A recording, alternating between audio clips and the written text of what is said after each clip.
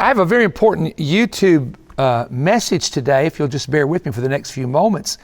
And let me just mention to you that you hear every person that has a YouTube video to talk about subscribing and hitting the bell. And people often ask, why do you push that? Well, first of all, it's no fee to subscribe. It's just meaning that it keeps the algorithm out there so that more people will be able to see the video. And that's the importance of it. So if you do enjoy this, really give it a thumbs up. That helps what they call the algorithm as well. And we do want to teach you. Now, I want to also mention to you that before I ever talk about this, I'm very careful about something that I call prophetic speculation, and the second thing, which is called prophetic hype.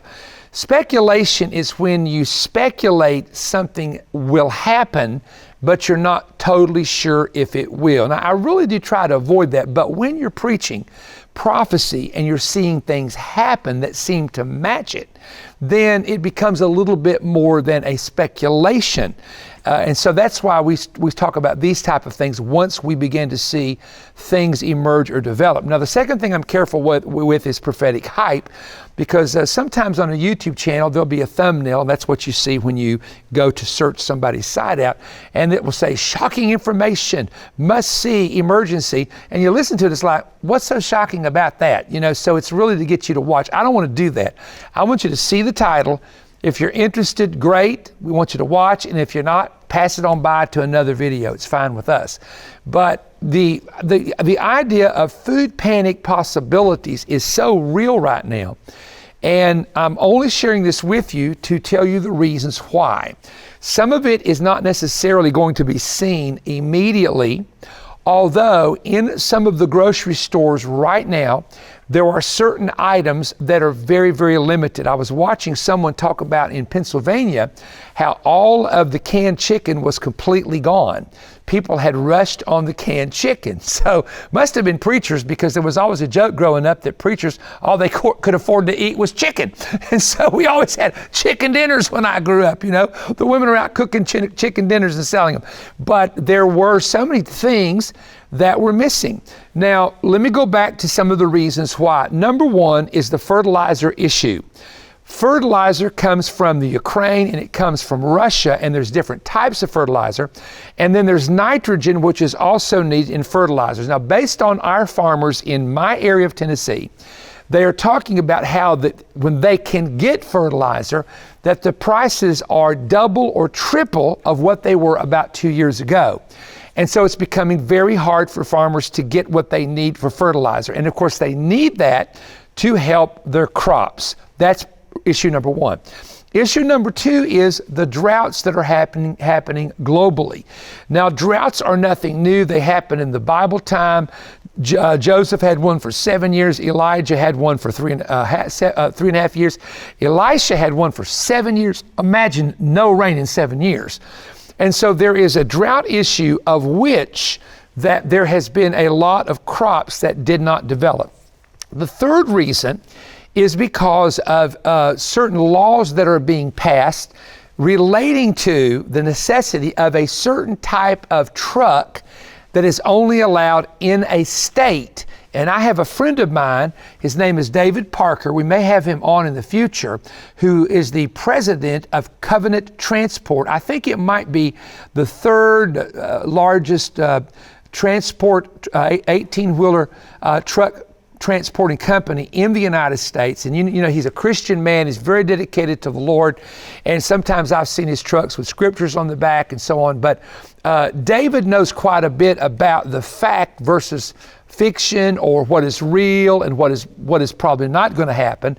And so I have asked his former vice president, Richard Tao, who happens to be on my board of directors, whom I contact continually, he's a very close friend, to ask David about the fourth issue that you're hearing about at this time on diesel.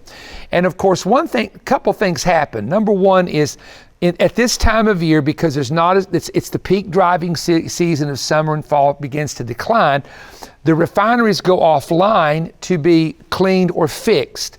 Secondly, you have to have certain substances mixed into the diesel because of the Department of Transportation's rules on bringing down emissions. Now, there is a shortage, from my understanding, of that mixture, and that is causing a diesel crisis.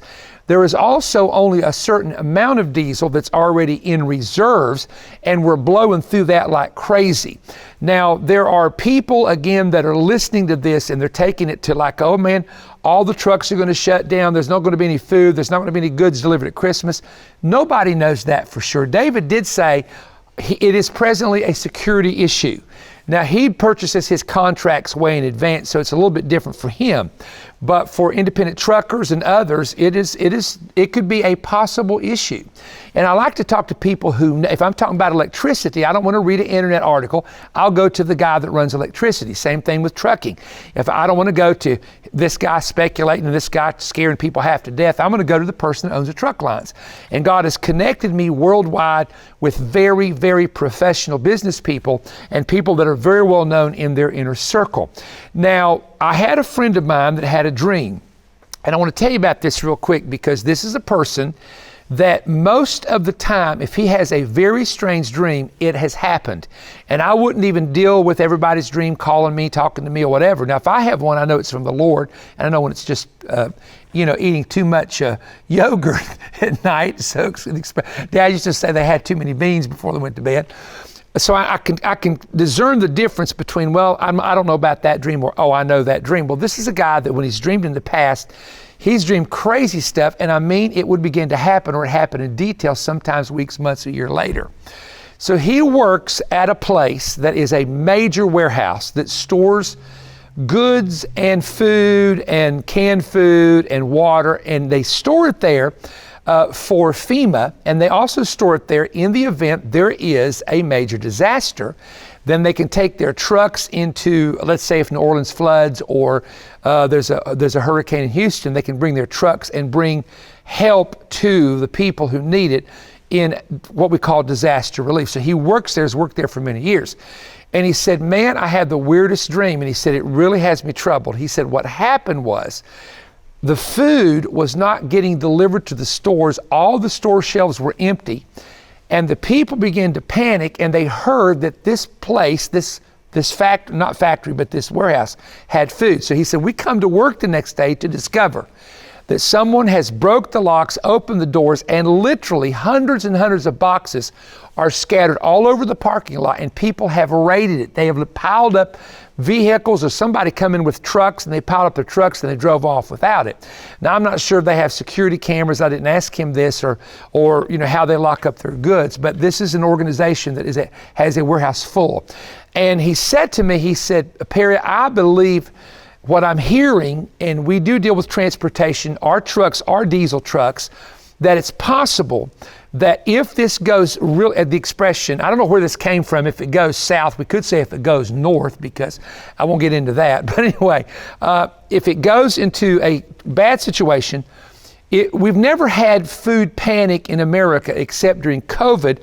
When people thought they were running out of toilet paper, they panicked about toilet paper. They went out and they bought different types of food because they heard a rumor. Doesn't take much to start a rumor that there's no food coming in. And I remember in our town during COVID for months that when a truck was coming through and people knew it, they called each other and went to Publix, they went to a food line, and they literally stood there. And as soon as they opened the boxes, they were trying to grab food out of the box before they ever priced it. They said, get away, you can't do that.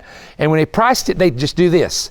And it was about, in Cleveland, Tennessee, a month from what people told me that went shopping, that there were just so much that it was completely swallowed up. When people are used to eating 3 meals of the day, and let me just say, most of the world can't do that, only in contemporary nations. But when people in the world are used to eating breakfast, lunch, and dinner, and snacks in between, and when their children are saying, Mommy, I'm hungry, we've never had that in America. We have that in Africa. We have that in some of the poor nations in Russia, etc., maybe different parts of the world. But we haven't had that here. Now, we do have, don't get me wrong, in the Appalachian mountain chain, places like that, there's a lot of poverty. So we do have it, but not at the level of the whole country suffering because of it. And we have the hurricanes, the possible tsunamis, the disasters, the floods, the possible flood at earthquake at New Madrid, the possible San Andreas fault line. But I don't sit here and think about that. And this is what I would say to you. There are people that hoard food. I don't think that's the right thing to do. But there are times that if you're going to buy, let's say, I know this, you don't write me and say it's bad for your health because I like them, I'm going to eat them. But I like the food that's in the can, like the sardines, or the seafood, like sardines. And I know there's high sodium, but my sodium is never high. Now it goes up a little bit, of course, when you eat something like that.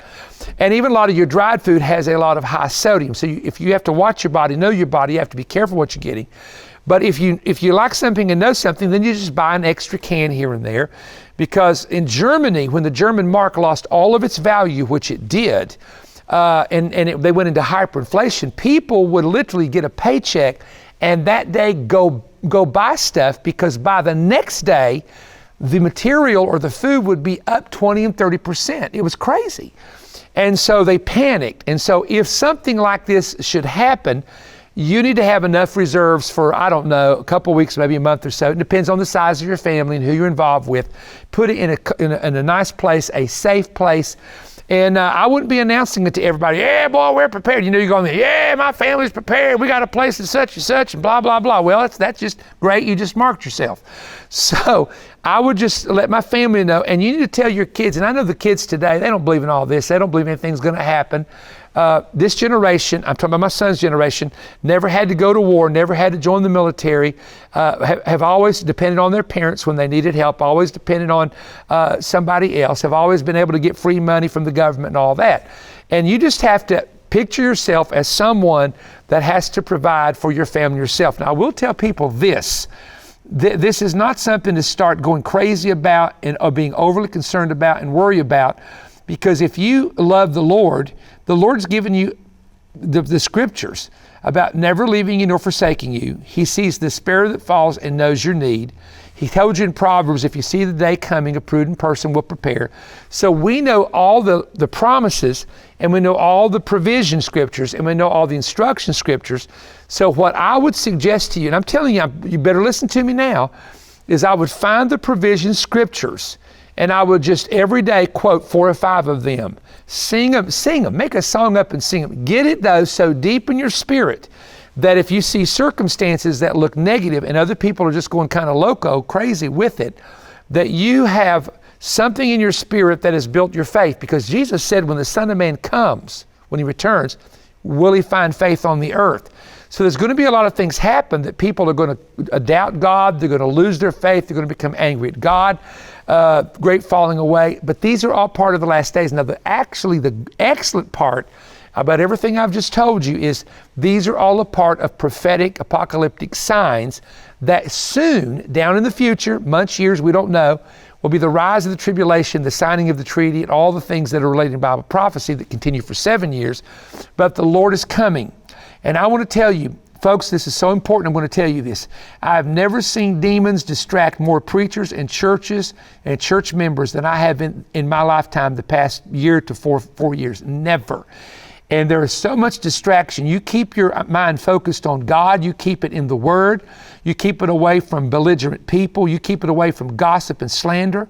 Ignore those kind of people. Just write them off completely, block them and ban them. And you focus on prayer and worship. And if God tells you to fast, you need to do it. And so are there a possibility of these things happening throughout the world? Without a doubt. Could it happen here? Under certain circumstances, yes. But as we've told people, as we've taught people at our prophetic conferences, and even at our main event, it is not a lack of faith for you to be prepared. It is not a lack of faith to you to have additional, to be a blessing to yourself, your family, and others, okay? So I will always try to keep you informed, and it's very important that you subscribe to my channel. Let me tell you why, because every now and then I will suddenly do an update. If I hear breaking news, and you might not be able to get it or find it unless you've subscribed and hit that bell. And I mean, I need about 100,000 people outside the United States who watch me. I see my numbers. Most people watch from the U.S., then Canada, and then you've got some outside, it's 1%, 2% that watch our channel outside the U.S., but I need some of you that are believers to encourage people to watch. Now, I know a lot of people don't like prophecy. They don't believe in it. Well, that's too bad, so sad. I'll wave goodbye to them when I'm going up because they're going to be here when it's all over, and God help them with what they have to deal with. But I'm going to be your agent of the end times. Agent of the end times. You're a journalist for prophetic revelation and information. I don't know. I'll be whatever God wants me to be. But thank you for joining me, and subscribe to the channel. And we do have, what we do is we make available a lot of times something new.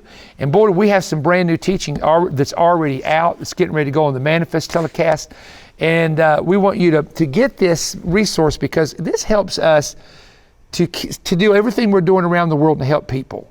And it's important that we do that while we have the time and while we can. So thank you for your time. Keep watching, and don't forget to go to perrystone.org for detailed information, and even in the future places we'll be ministering. Our Prophetic Summit and our main event, don't forget to be a part of that here in Cleveland, Tennessee. God bless you. Did you know that many people are inheriting their ancestors' demonic attacks? What is the root problem when you can win a public battle, but you keep losing your private struggles when no one is watching? How can you drive out of your life spirits of depression and cutting and mental thoughts of suicide? Is there a way to get your mind back when you feel like that you are, as David said, at wit's end? Are there cracks in your faith? Is life full of continual physical, mental, emotional, and spiritual defeats? Folks, I want to teach you how you can learn spiritual warfare strategies from the battle tactics of famous military leaders, that when you apply these same strategies, they work in the spirit realm. I will explain how a scandalon is designed to crack and weaken your faith. How will you overcome the biggest test that Satan sends you in your entire life? Discover how you can wear a shield of favor in your daily life. If you feel faint, weak, afraid, or faithless, you absolutely must read my 251-page landmark book, There's a Crack in Your Armor.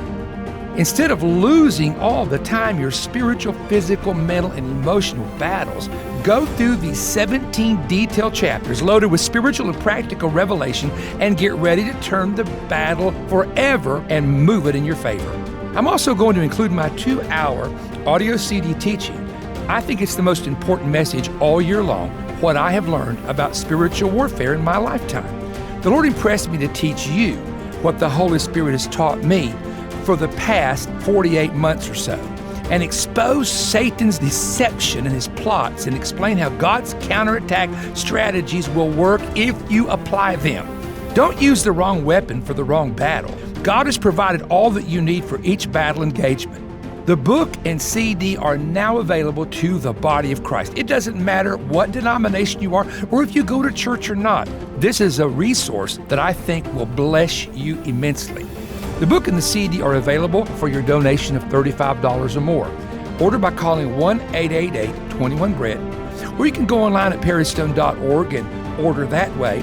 Or if you would prefer to send it through the mail, you can send a check to Perry Stone Ministries, P.O. Box 3595, Cleveland, Tennessee 37320. This teaching and instruction is needed right now. I have never seen more people engaging in weird warfare and under mental assaults of the powers of the enemy. Folks, we have the weapons, we have the tools. God has given us the insight, and I want to take what I've learned, 46 years of ministry, what He has taught me, and get it into your hands to help you be an overcomer. I'm looking forward to hearing from you.